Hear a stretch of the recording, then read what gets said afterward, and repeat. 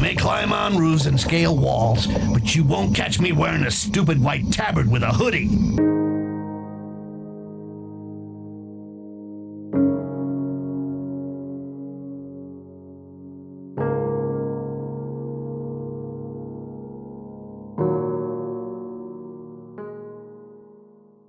Welcome back to the world of Styx. You may notice that things are looking nicer around here. I've already covered the first Styx game, so I won't be going over most of the things that the two games share. If you feel like it, check out that video, then come back to this one. Styx, Shards of Darkness, with great improvements, was released 2.5 years after Master of Shadows in March of 2017. It also benefits from not needing any context of the events that happened in the first game, so feel free to pick this one up without any fear of missing out on the overall story beats. There was an engine upgrade, refinement to the movement system, and new toys to play with, and hell, even a friend can join in on the fun.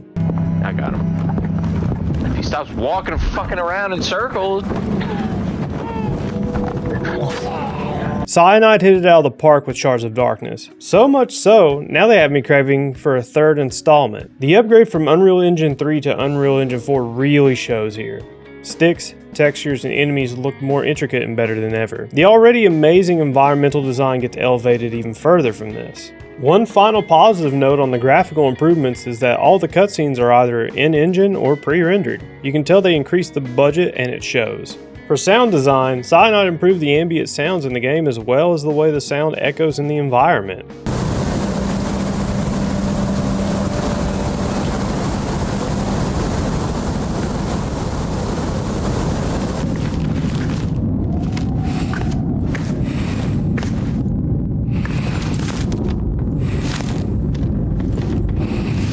It really is a step up and adds a lot to the immersion. Henry Pierre Pellegrin returns to compose Shards of Darkness's music, and it's just as fantastic. I'll let it speak for itself.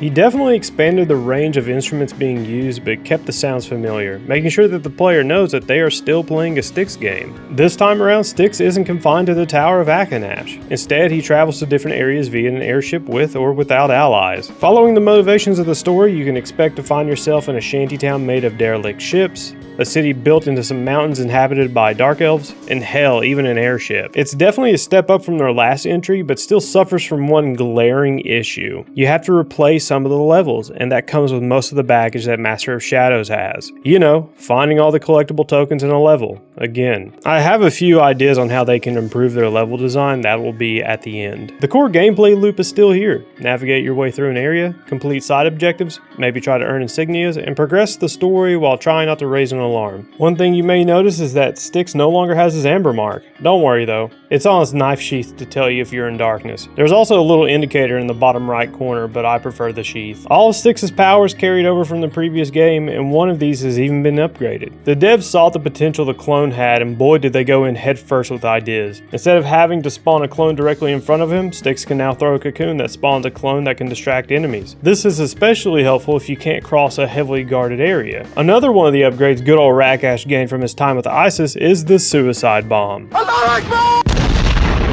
Shards of Darkness comes with a crafting system that's actually a welcomed addition. Instead of having to put yourselves in harm's way to steal a potion, you can just make one along with other traps and tools. Beware of what you craft though, many of these items share ingredients, so you might not want to go through all of your stock at once. Also, the throw item to distract guard mechanic makes an appearance here as well. It wasn't too needed, but it's a welcomed addition. They updated the parkour system of the game and it feels a lot more fluid this time around. Overall, it's still not amazing. I think it's mainly the fact that this series came out after Assassin's Creed had become a household name and released just a few days after Breath of the Wild had come out. Having to use either obvious ledges or wall anchors feels restricting, whereas the previously mentioned titles are so freeing with their parkour. They added a rope to swing from, but it just feels as janky as it looks. The parkour system isn't perfect, but it's better. There are a few new environmental hazards this time around, namely the alarm bell. When sounded, it alarms the guards. Duh. But when booby-trapped, becomes another OSHA violation. Level challenges make a reappearance and I still don't like them. I can understand why they're in the game, but it almost feels like playtime inflation.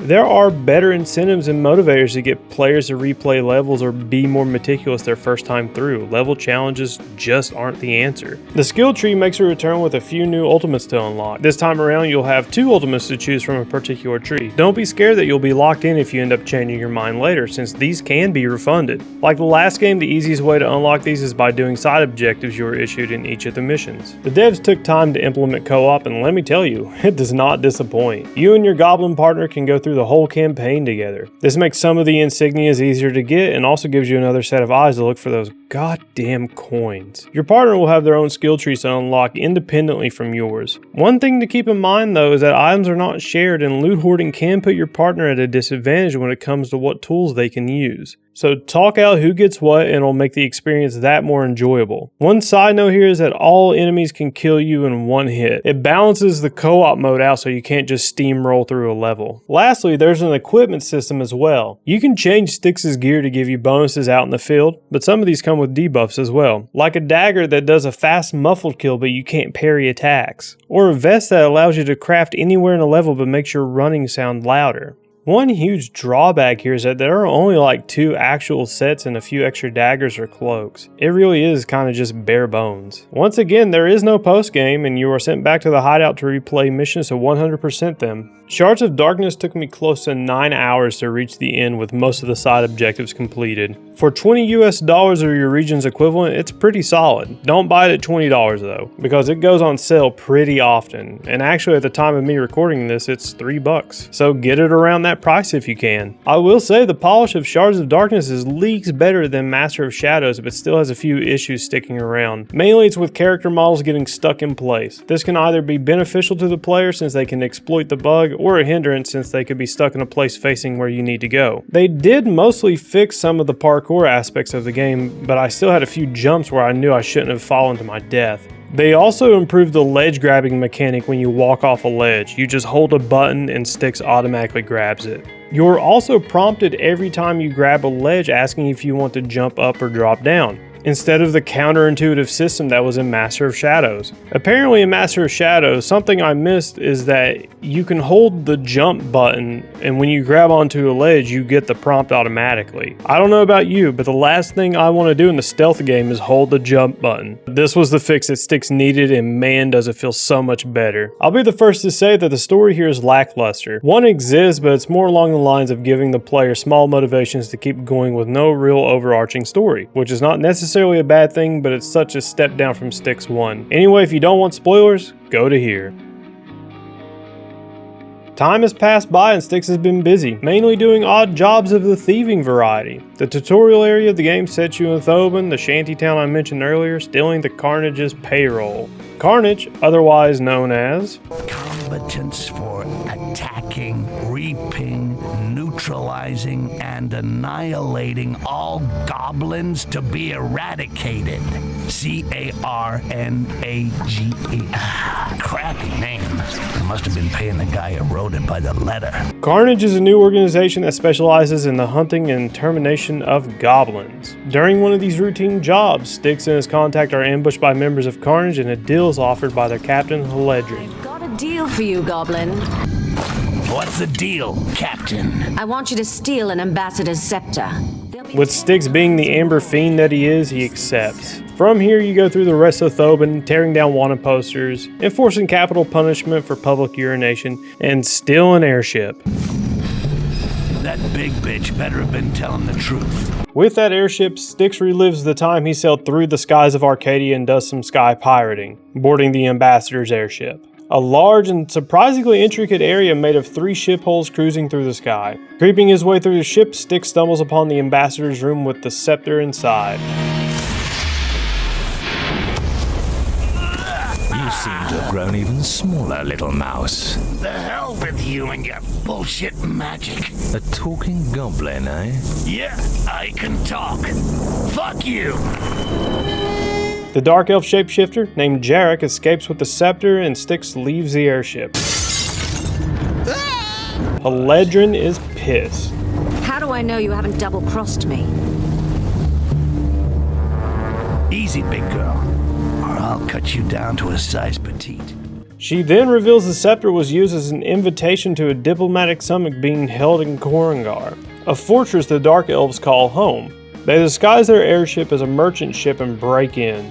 One thing I like to highlight here is that these elves aren't like the elves from Master of Shadows. They can't sense Styx and serve essentially as basic enemies. Once in the fortress, Styx steals a guard uniform for Haledrin so she can get further in to find this Dark Elf shapeshifter, but not before witnessing the ceremony of glorious blood. You will have but this one opportunity in your whole life to prove your worth. The victor will gain his place within the great cycle and receive the greatest reward and the greatest honor. A Dark Elf ceremony where two elves fight to the death for the winner to be blessed with more death.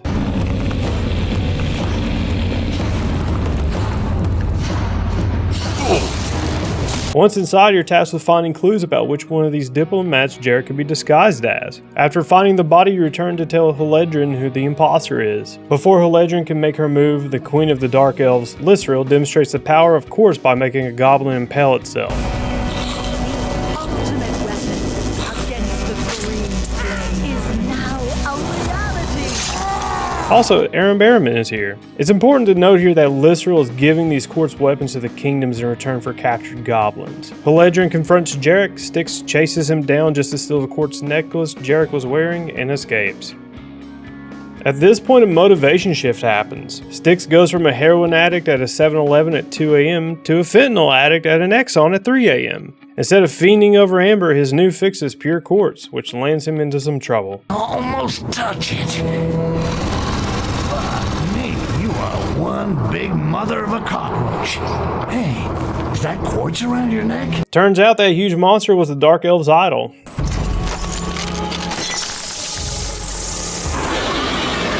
After finding the work of Orcan extermination, the Dark Elves put a lockdown in effect. Any ship that wants to leave must be thoroughly inspected so Styx can't leave by airship. At this point, Styx allows himself to be captured so he can escape by other means.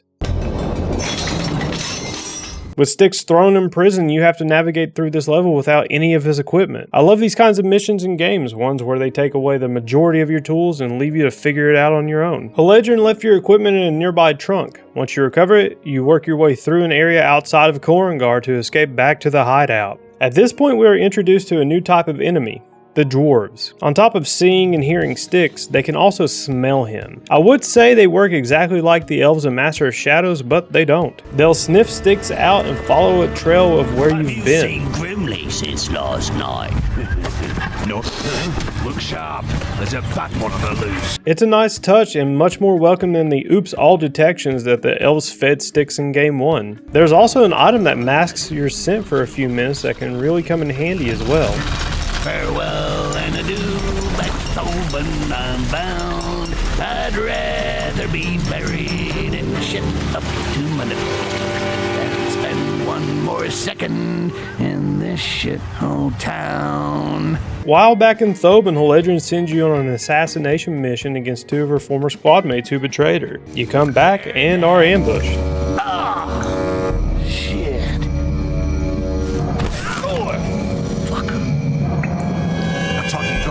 It's him.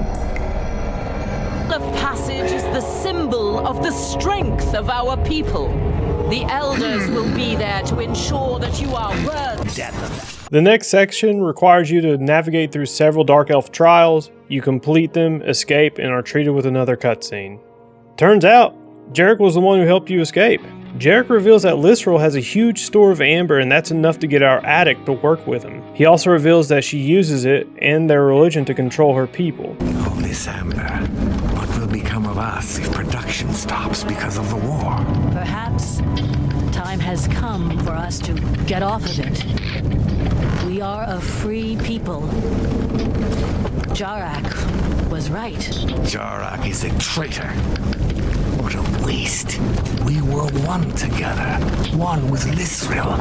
We can remain Castisealed without being enslaved. I am free. And And you are too. Blasphemy! Ungodly! Giving up Amber and Literal are out of the question! No! You see, the reason why the Dark Elves hate Jarek is because he stopped drinking the Amber, freeing himself from Literal's control. They devised a plan to use a Dark Elf ceremonial dagger to kill a Dwarven ambassador to start a war between the two. After killing the ambassador, tensions are high, but they're not quite at war yet. Jarek reveals that the Dark Elves have a way to produce amber that doesn't require a world tree. Jarek also convinces Styx that quartz is more powerful than amber and that they should destroy it. Styx agrees to go on a bomb hunt, plants the bombs around the Dark Elf fortress, and with the help of Jarek, destroys the machine. It turns out the way the machine made amber was by extracting it from goblins. That was the reason as to why Lystral gave the kingdom's quartz weapons in return for goblin prisoners. She could run the machine to produce more amber and in return keep her people under her control.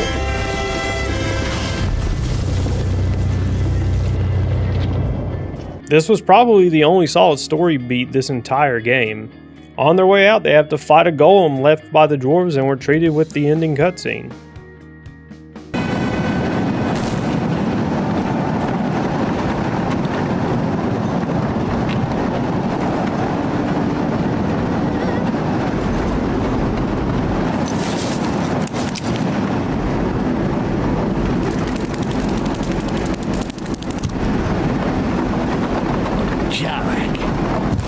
Styx. This is the fucking last time you're ever gonna bug me. As I said earlier, it's a story held together by loose motivations above all else. It does keep moving forward and keeps the player interested, and that's all most people ask for. It almost seems like they were going to make a trilogy, but the sales of Shards of Darkness just didn't allow for that. Probably one of my biggest suggestions for Cyanide, if they were to make another entry into the Styx universe, would be to hire me. I'm kidding. It would be to cut down on replaying levels the way they've been doing it. Running back through an already played area later in a game just feels bad regardless of the setting, and it's no exception here. That's doubly so with the barely story they have. So here's how you get the most out of the levels without forcing players to replay them. They've proven that they can make massive intricate levels time and time again, so they should double down on it. With those massive levels, place actual mission areas in sections of the map that progress the game's story. In between traveling from one to the other, bonus activities should unlock, such as assassinate a certain character undetected, steal a treasure that's on its way to a vault, free some goblin prisoners. There's some possibilities. All of these events should also culminate in a final mission before Styx moves on to the next big area for players to explore, and oh my god, I just realized I was describing Sly Cooper's gameplay loop. Sly, be sure to get me one of those big titty goth girlfriends. The actions players take in between main missions, such as cutting down supply crates, sabotaging alarms, and stuffing bodies in the trunk, should also be persistent and not without consequences. Things like alarms have manned guards if the sabotage alarms keep landing on them. Supply crates that get cut down stay cut down. And rotting corpses of your previous victims put the guards in a persistent elevated alert stance. This solution requires them to remove the insignia/level challenge system from their previous games, but it'll give the player a sense of not only mastering the area, but also a sense of discovery if they've been motivated enough to do so. One other suggestion I have is to expand the equipment system. Expand it beyond just the cloak and dagger. Expand it to the foot wraps Styx wears. Give him some gloves and maybe even some pants. On top of that, give them set bonuses if he wears all the pieces of a set. Other games do it too, and it would fit great here. My final suggestion is to expand the parkour system.